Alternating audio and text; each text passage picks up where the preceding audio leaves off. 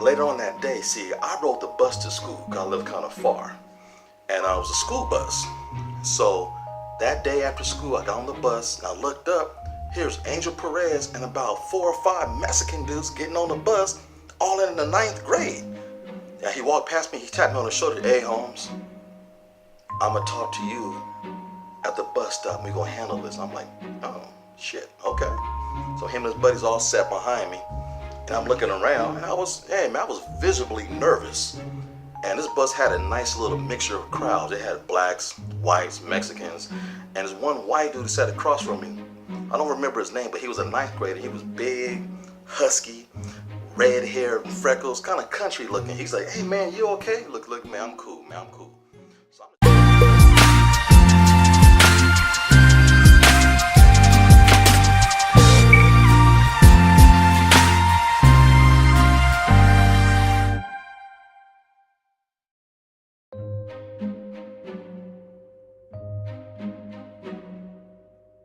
Yo, what's up my YouTube fam?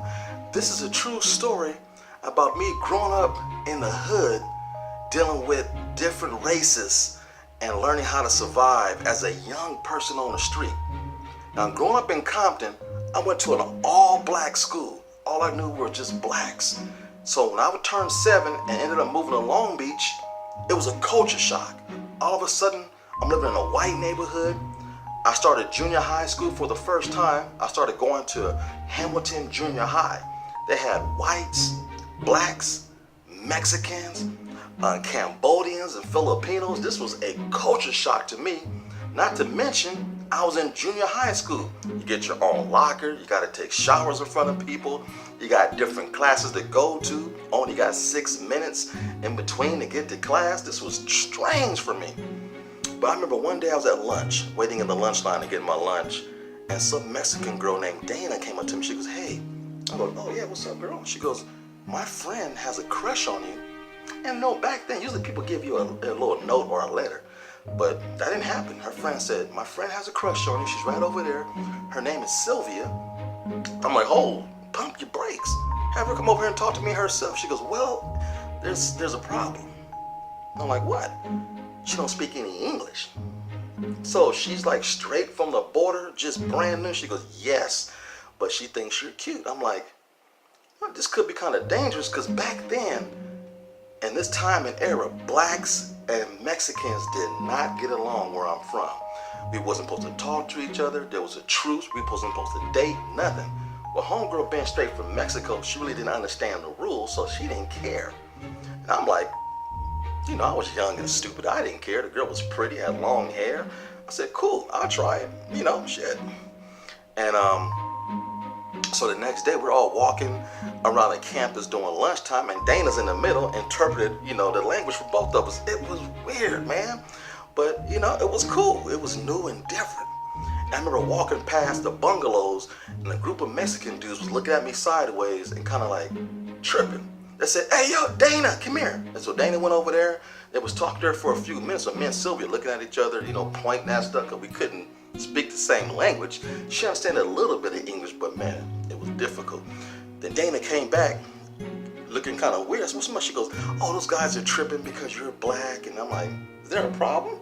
I'm looking over there, is there a problem? They doing like this? I'm like, whatever. The next day at lunch, one of those guys, his name was Angel Perez, came and tapped me on my shoulder. Hey Holmes, we don't like you messing with our women, man. I'm like, fool, are you serious right now? My stomach is growling. I'm about to eat. You sweat me about some Mexican girl? Dude, grow up. He was in the 9th grade, so he was a lot older than me. But and he thought he can scare me. I said, man, look, mind your business, and I won't get in your business. Bottom line. And I walked off on him, you know. Later on that day, see, I rode the bus to school because I live kind of far.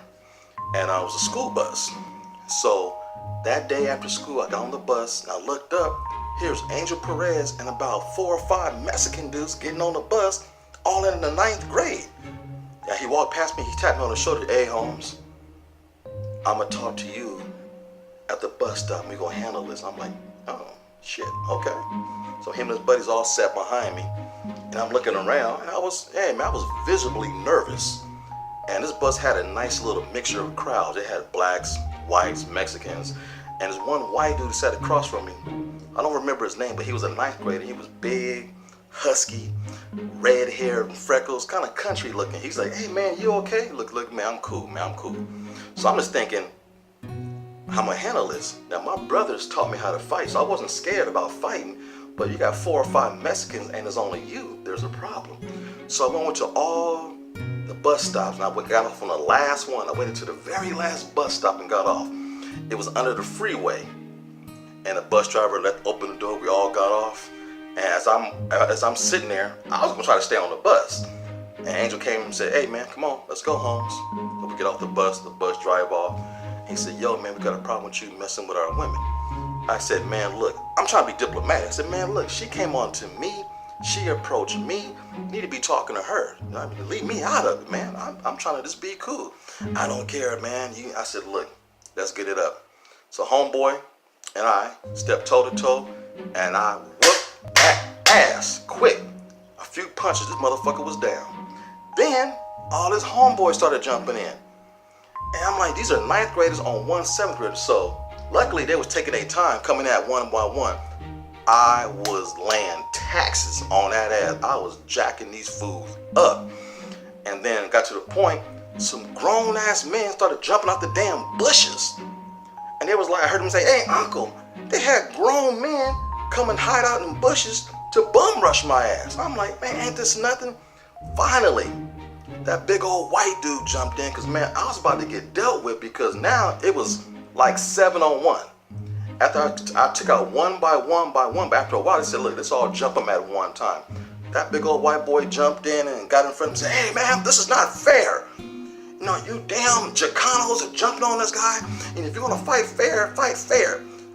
Don't be mad because he's whooping your asses right now, one by one, but what you're doing now is not fair, and you grown ass man should be ashamed of yourself. I'm over there like laughing. And one dude had a class ring, I'll never forget. He got one shot in on me.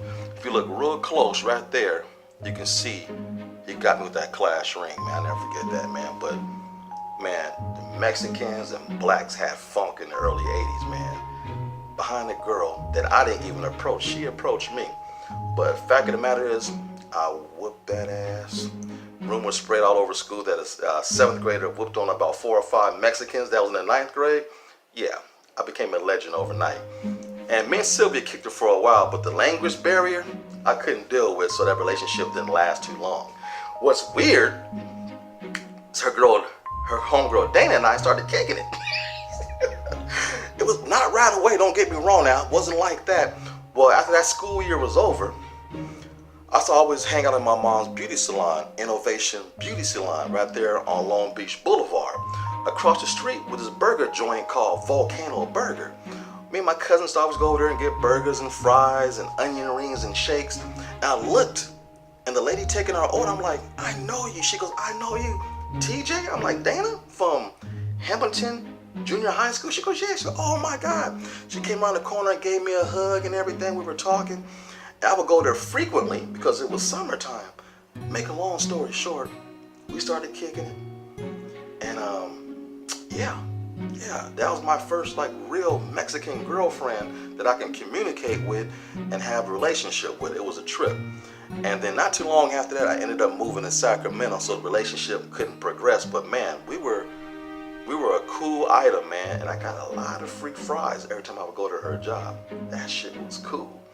Until the next time on True Stories, I hope you like that one. I have a million of them. Peace.